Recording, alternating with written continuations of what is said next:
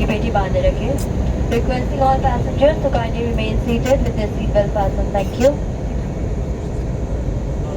Ladies and gentlemen, Sangam is right below us and we are taking a left orbit over Sangam.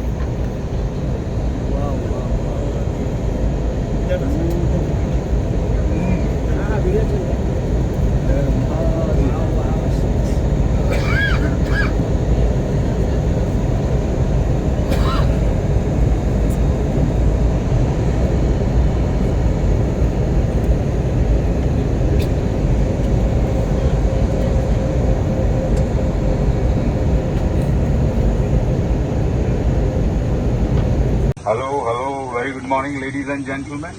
I am your captain for today's flight. I would like to welcome you all on board in a different style today because all of you have come from a very special place.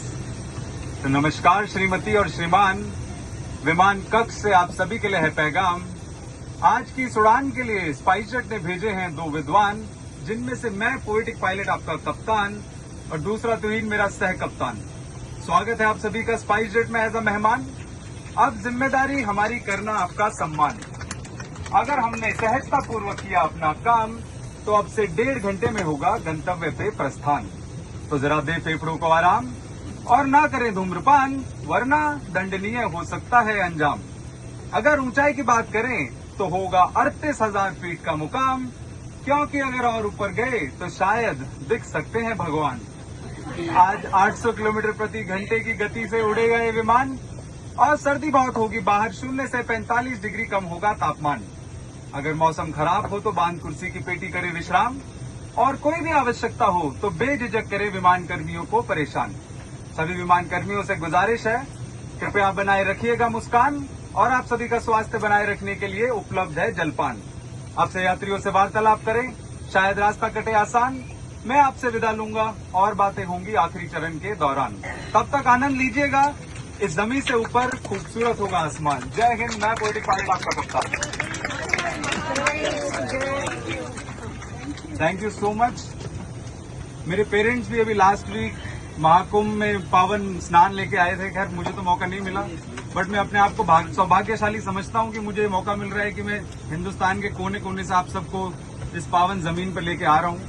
आप सभी जानते हैं कि ये सिर्फ तन की शुद्धि का स्नान नहीं है, वो तो आप घर पे भी कर सकते हो. ये मन की और अंतरात्मा की शुद्धि का स्नान है.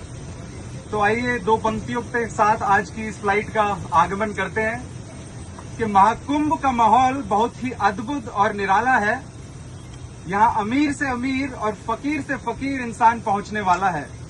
महाकुंभ का माहौल बहुत ही अद्भुत और निराला है. यहाँ अमीर से अमीर और फकीर से फकीर इंसान पहुंचने वाला है.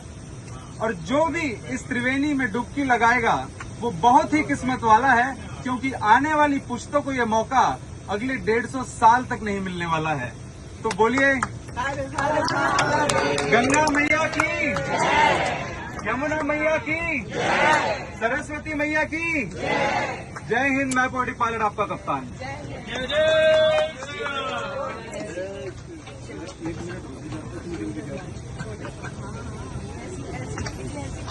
ये वीडियो मुझे दे दोगे आप?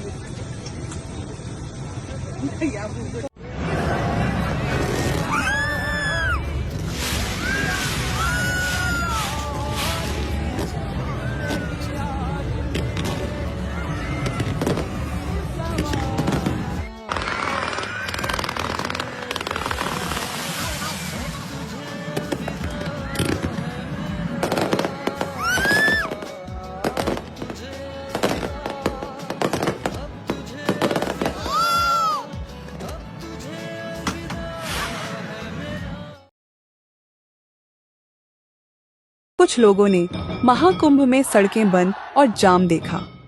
कुछ लोगों ने महाकुंभ में अध्यात्म और दिव्यता देखी. कुछ लोगों ने महाकुंभ में अपने माता पिता और अपने सपनों को पूरा होते देखा.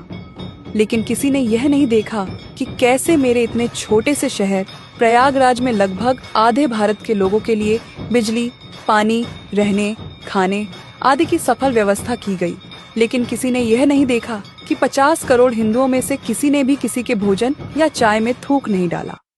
लेकिन किसी ने यह नहीं देखा कि 50 करोड़ हिंदुओं में से किसी ने भी किसी अन्य धर्म के अस्तित्व को चुनौती नहीं दी, न ही किसी के नरसंहार का आह्वान किया। लेकिन किसी ने यह नहीं देखा कि 50 करोड़ हिंदुओं में से किसी ने भी सड़कों, ट्रेनों या रेलवे स्टेशनों पर पूजा नहीं की जिससे दूसरों को असुविधा होती। लेकिन किसी ने यह नहीं देखा कि महाकुंभ में कोई अलग घाट दलितों, ब्राह्मणों, जाटों या अग्रवालों के लिए नहीं था। सभी हिंदुओं ने साथ में स्नान किया और हर हिंदू को जातिवाद से परे समान रूप से सम्मान मिला। लेकिन किसी ने यह नहीं देखा कि 50 करोड़ हिंदुओं में से कोई भी भूखा नहीं सोया। लेकिन किसी ने यह नहीं देखा कि इतने सारे हिंदुओं के बावजूद किसी ने भी अन्य धर्मों की धार्मिक संरचनाओं पर पत्थरबाजी नहीं की, न ही अजान या सामूहिक प्रार्थना के दौरान कोई व्यवधान डाला। लेकिन किसी ने यह नहीं देखा कि 50 करोड़ हिंदुओं में से किसी ने भी किसी विदेशी को धर्म परिवर्तन के लिए प्रेरित नहीं किया। यह सब भी देखा जाना चाहिए।